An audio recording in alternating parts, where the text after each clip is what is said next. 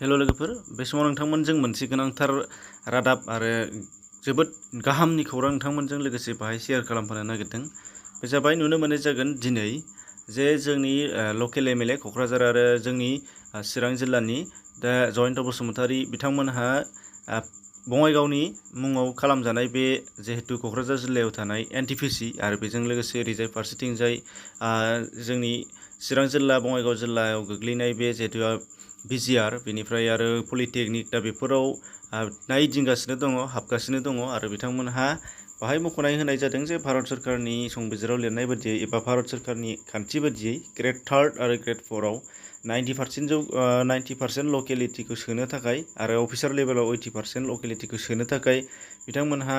बेयावहाय मख'नाय होनाय जादों आरो बेयाव माबायदि सोदों माबायदि सोजायाखै दा बेबायदि बेनिफिटखौ मोनगोन ना मोनाखै लकेलिटिया दा बेफोरखौ बेयाव नायदिंहैनाय जादों होननानै बिथांमोनहा बुंदों। थिगैनो दङ आरो एनटिपिसि एबा जायखिजाया बेफोर गेदेर नेशनेल लेभेलनि जिहेतु कम्पानि बिसोरो एरियानि गोबां जौगाथायनि थाखाय खामानि मावनांगौ बेफोरखौ खालामो ना खालामाखै बेफोरखौ नायसंहैदों होनदों। दा बेयो जोंनि थाखाय जोबोद मोजां आरो नाथाय बेसो जोङो बुंनो गोनाङा बेसो जानानै दङ जे साफ्रोमनिबो गोसोआवनो बेबो जानानै दङ जानो हागौ। बेखायनो बे बाथ्राखौसो थुना होनो नांगोन एबा बे बाथ्राखौबो नायबिजिरनो नांगोन जे सोना होनाय जागोन ना जायाखै बेखौल' नायबिजिरनानै थायालासिनो बिथांमोनहा सोनायनि एबा थांखांनायनि उनावहायबो बेसेबाङा जादों जाफुङाखै बेखौ नायसंबाय थायोबा थिगैनो जागोन एबा मोजां जागोन होननानै आसा खालामदों आरो अब्लासो दिनैनि नायबिजिरनायनि फिथाइया थागोन बेखौ बाथ्राखौ जोङो आसा खालामनो हायो आरो मिजिंथियो बिथांमोना बे खामानिखौ मावलांबाय थाथों एबा मावलांबाय थागोन। दा आरोबाव बिनिख्रुइ उननि माखासे खोथाफोरा बाहायसो फैयो जे बाहाय जिहेतु मख'नाय जादों ग्रेड 3 एबा ग्रेड 4 जायखिजाया दारिमिनाव बेबायदि कम्पानिफ्राव मावनो हानायनि माखासे जैगथाफोर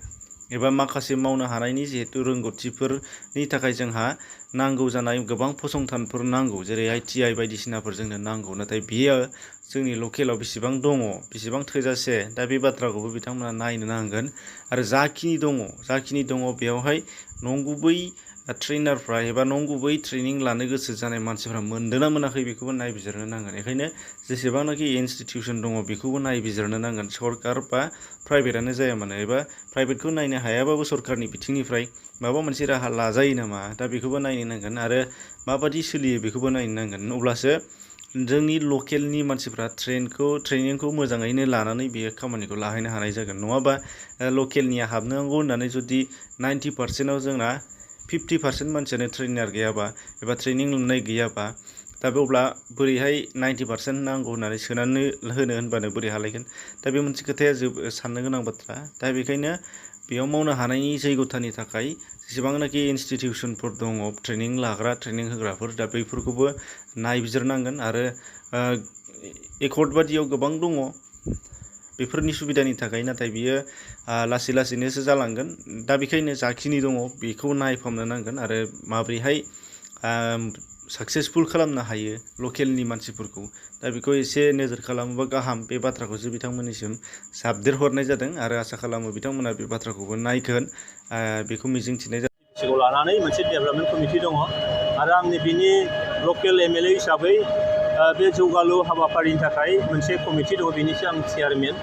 बेयाव जोंनि नैबे सालाकाटि ओनसोल थामहिनबा बिनि 50 किल'मिटार रेडियासआव जेरै भारत सरकाराव मोनसे आयेन दङ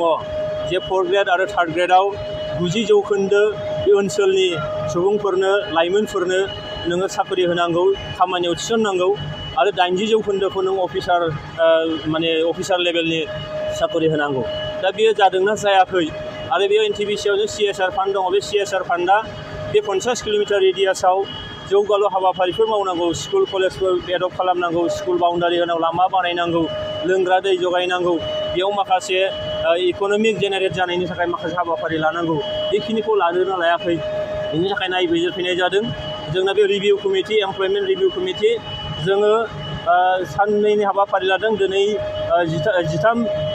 सेप्तेम्बर आरो गाबोन 14 सेप्तेम्बर। दा गिबियाव जोङो CITआव थांदों बिनि उनाव दा NTPCआव फैबाय बिनिफ्राय DCजों सावरायगोन क'क्राझार DC बिनिफ्राय BB इन्जिनियारिंआव थांगोन गाबोन अखानायै जोङो बङाइगाव रिफाइनारि बेयाव थांगोन BTRआव बिनि उनाव जोङो थांगोन पलिटेकनिक बङाइगाव।